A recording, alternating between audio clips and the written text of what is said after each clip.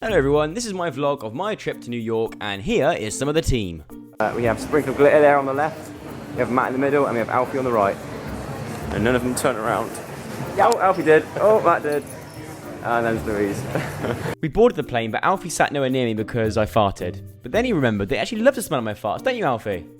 Yeah, see? He likes them so much, he even gave me a high five. My laptop battery then died after 5 minutes on the flight. Nice one, Joe. So I decided to watch Alfie on his laptop, but his desktop is so messy it makes me want to throw up. We arrived in New York, and the first thing I noticed was that is the thing from Men in Black which the alien tries to fly away in. You know what I mean? You know what I mean? You know what I mean? And after a 6.5 hour flight and a long drive, we finally arrived at Digifest. And no one really cared. They all just walked off when we arrived. Literally no one cared. But they're like, the Brits are here, let's all go home. Even the security didn't care. Look, see, security, I'm off, I've had enough. After a little freshen up and a lot of dry shampoo later, we finally got into the car and off to the main stage. And everyone knows that all the cool kids sit at the back of the bus. So me and Casper were sat at the back, loving life, because we're the cool kids. If you're wearing headphones, I advise you take them out or just turn it down a little bit right about now.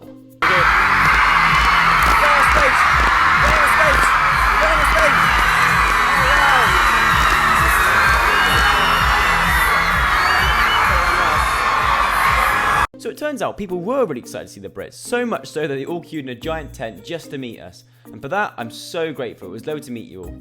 I love you guys. The next morning, me and Casper got up early to go for breakfast. Say good morning, Casper. Morning! Morning! Top of the morning to you, Joe! This was my first time in New York, and Casper's been here, I think, about 4 times before, but I forgot to realise that Casper is useless with directions, so we didn't know where we were going. We even broke the law to say we walked across the road without even, it was red. I then discovered after 22 years of life that is not actually the Empire State Building, it's actually the Chrysler Building. We then got omelets from a New York diner with some bland toast and the nicest pancakes in the world. Look how happy he is. He's so happy. Oh, wait, is he sick or is he just really... No. Oh, he's passed out. You know food is really, really good when Casper Lee decides to take pictures of it. But I think the highlight of my morning was watching Casper try and put a box in a bin. Now that definitely deserved a high five. I then went back and, Casper followed me because I had these chocolate chip cookies in my room. He followed the scent. Casper then flew to LA, so I decided to be a massive third wheel for the rest of the day with Matt and Louise. It's also Matt's first time in New York, but he's no stranger to hailing down a cab. Look, watch this. Look how good he is. His first time, by the way. First time, look. Hand out. 3, 2, 1. Boom. Look. The approval, nod of approval, and here it arrives. Matt's my hero. I then discovered that New York cabs are very claustrophobic. I then decided to parkour all the way to Grand Central Station. This is Grand Central Station, y'all. And here we have a man taking a picture, using his wife as a tripod. What a legend. Room tour time. Here's the bed where I sleep. A shower cubicle thing, which people can't see. Oh, look, there's me doing a really weird wave. Toilet where I do poos, but also I can look out this window, which is perfectly placed so I can see all this view. It's like the best view for going for a poo ever. I then went down the world's scariest escalator. No, so on a lift. And then it was food time. Marcus was taking us to this new restaurant he found, so I decided to vlog his face really close up. Oh, Marcus, come back. Come on. Marcus! Alfie found a headband and now decided he was Ashton from 5 Seconds of Summer. We then arrived at... And as you can probably tell, Marcus was excited. We then all made civilized adult conversation, and I discovered that the menus were made out of pretend dead crocodile. Then I found out a million of you following me on Instagram. Oh my god! Food arrived and Marcus did not hesitate in getting his greens on his plate. His body is an absolute temple. What a guy. My steak didn't look the best, but my god, it was so good. So good that I wanted to let them know, and throw in a bit of self-promo.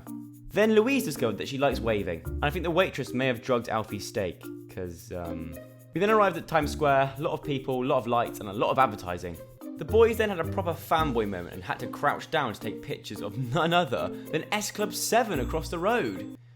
I must admit, they look a bit ropey nowadays. Then a big New York fire truck came through, and everyone loved it. Do you want to hear it? Okay, here you go. Yeah, it's bloody loud, isn't it? Saving lives though, so good on him. Then Malfi left. I think Marcus loves me.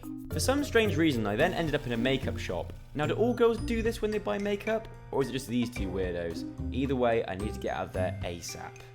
I then jumped back in a claustrophobic cab and arrived at the Empire State Building, not the Chrysler Building. And I really struggle with these weird spinny door things. I don't like those. Then walked up the most narrow escalator. Then I tried to read up about the history of the building, but I couldn't help but notice that it said direction views! I then also remembered that King Kong used to live here. And here it is. What a bloody view. It was a nice view, but it was also very, very windy. I also noticed a sign which basically means don't throw your kids off the edge of the Empire State Building. This just proves that man-made stuff can be just as beautiful as natural stuff.